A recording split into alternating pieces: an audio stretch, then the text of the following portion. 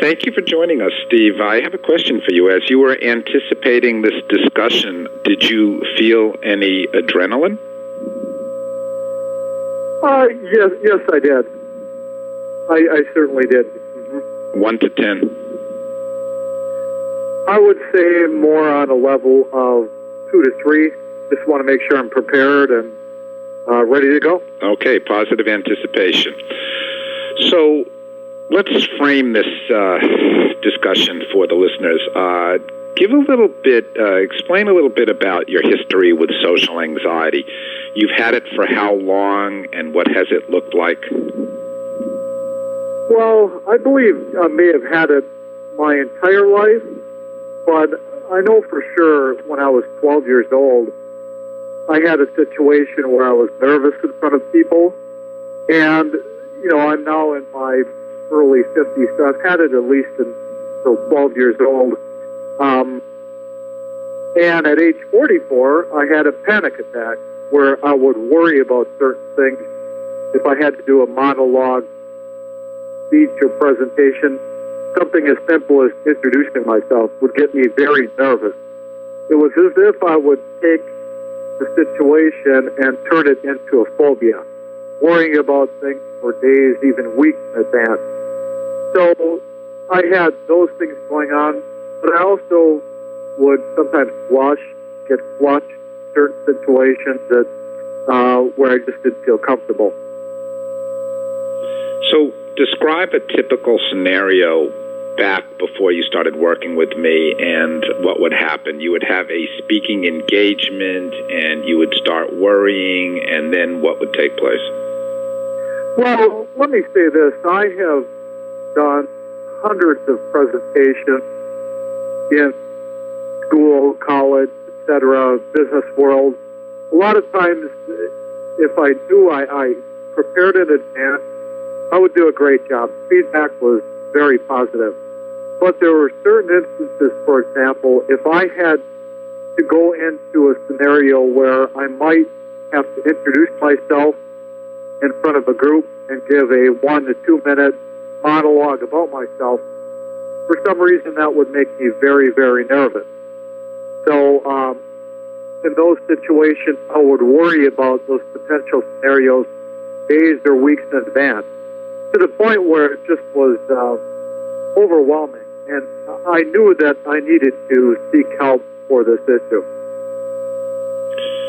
For the sake of relativity, and in working with me, you know that I like to measure everything on the 1 to 10 scale. So if 10 is the most severe and 1 is the least, grading your problem, and the more that people listen to these interviews that I do, the more they understand there are layers to the problem. There's the anticipatory worry. There's the anxiety in the challenge scenario itself. There's the fear of the physical symptoms. There's the ruminating afterwards. There's how it impacts the mood in general and self-esteem. If you started at what number with severity, you're at what number right now? Well, I would say right now I'm at a 1 or a 2. I'm feeling much better about myself, where before in certain situations it was a 9 or a 10.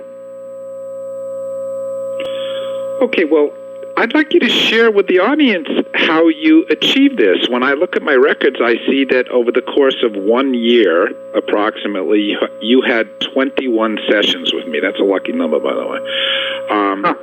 So share with the listeners what you did to achieve your success. Well, first of all, I'm glad when I searched for you, I found your information online, and I was able to start meeting with you. But I learned that I'm not the only person with social anxiety. There are a lot of people that have social anxiety. So really understanding I'm not the only person, and understanding more about the underlying issues of social anxiety and learning about the whole issue, I think, is a plus. The book that you have, Work Makes Me Nervous, excellent.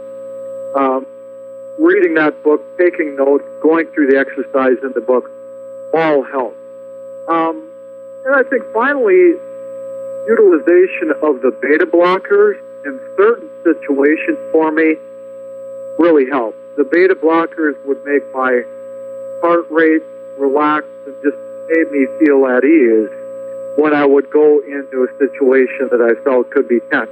I think the other plus to the beta blockers is that now if I have an upcoming event, I'm not so worried. I'm not worried about it, not nearly the way I was in the past, where I know that if I need to use beta blockers occasionally for certain scenarios that have made me nervous in the past, I will do so, and they have helped me.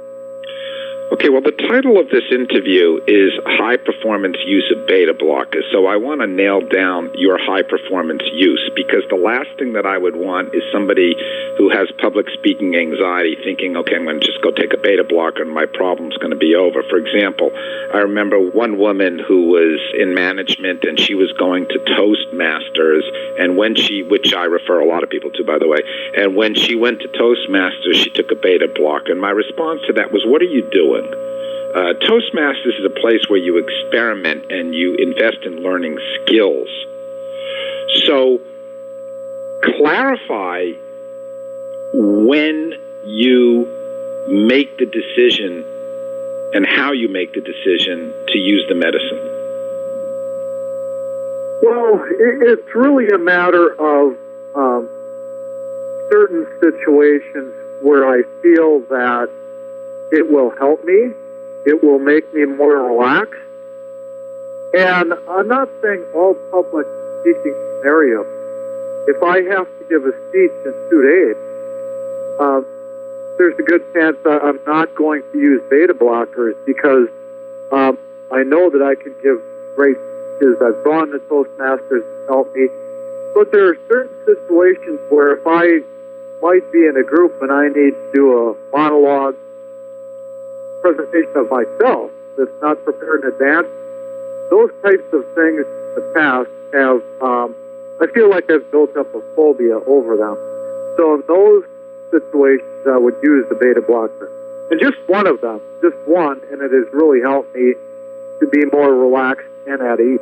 Okay, well, let's back up for a minute here. The way that I understand it, correct me if I'm wrong, is that you use a beta, and you're busy. You're an executive, and you do a lot of interaction, and you have a lot of meetings, and you're a busy guy. And the way that I understand it is that you use a beta blocker approximately once every how often? Once a month. Once a month. Okay. Yes. And what I tell my patients regarding beta blockers is if you use it when needed here and there, it's really okay, healthy, and productive. You just don't want to get into a habit where you're dependent on it and you use it in all situations.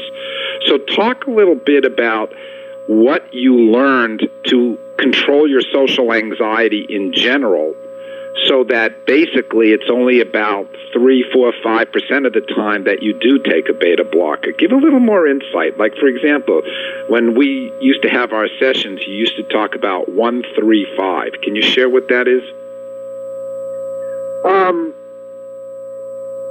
Yeah, really, the 1, 3, 5 is the high state frame of mind, and utilizing adult logic, and having a positive frame of mind. Also, natural child, being able to mix in humor sometimes, certain scenarios. I think humor has been a good thing to do. And then the third one, the nurturing parent. Being able to logically think through things and talk them through, utilizing that with adult logic, and basically having a positive frame of mind and rationally talking through things and trying to have a good balanced approach to the 5 mind states, making sure that the 2 negative mind states are not too high and can affect performance. Okay, well, when you're talking about the negative mind states, just to clarify, all the states are very important, the mind states, and there's specific energy with each one. What Steve is referencing is that the excessive critical mind state and how that hooks the excessive adaptation or the adapted child mind state. So basically, though, I'm thinking that you learned the treatment and your reading and the self-help to accomplish the vast majority of your success through natural methods, but you saved the beta blocker. And this is the point that I want to make sure I'm right about, and the point that the audience gets, that you save the beta blocker for the overwhelming, specific, once-a-month type of challenge. Is that accurate? It is, definitely.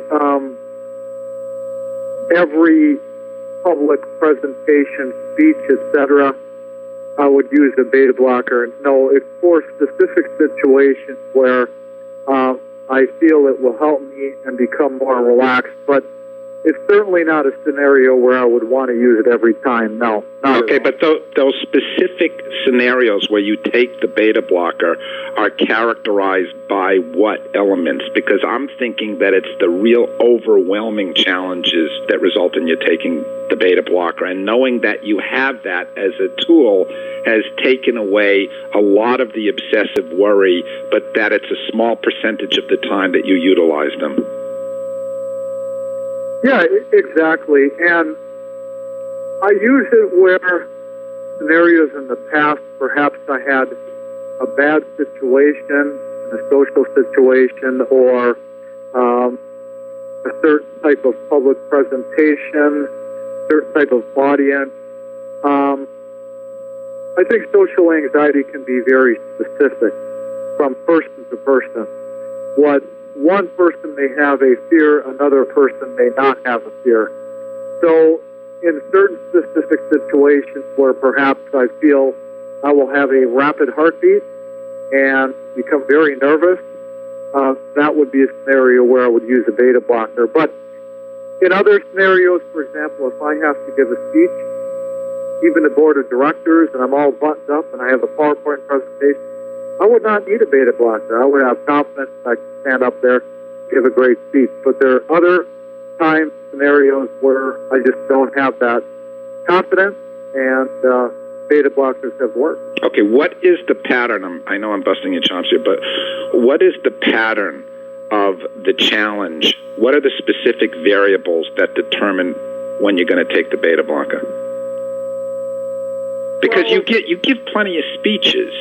You have plenty of interactions. What is it about the peak challenge? What are the variables about the peak challenge that require you to want to have that safety valve? Well, I think one area is more off-the-cuff type of communication in front of an audience, where perhaps I don't have a buttoned-up, prepared presentation, to more of a monologue communication that I might have to do in a group. So, last question here. So, after struggling with social anxiety for such a long time, for many decades, and now you have it, you're saying 95% under control. How's your life different? Well, just less worry on my mind, which is wonderful. If there's an event that's coming up, I'm not obsessively worried about it for days, for weeks, even months. So peace of mind, more just relaxful attitude, positive frame of mind. So that's all great. This has been wonderful. I just thank you, Jonathan, that I was able to find you and meet with you. But my advice to people out there would be who feel they have social anxiety, number one, seek help. Look for help. Try to understand the situation, which is point two. The more you can learn about social anxiety, I think the better off you will be. And number three, don't give up. This is certainly not an easy process. I don't think I'll ever feel 100% cured, but it's something where you can definitely become much better and have less anxiety in your life. It's all a good thing. Well, I thank you very much for sharing.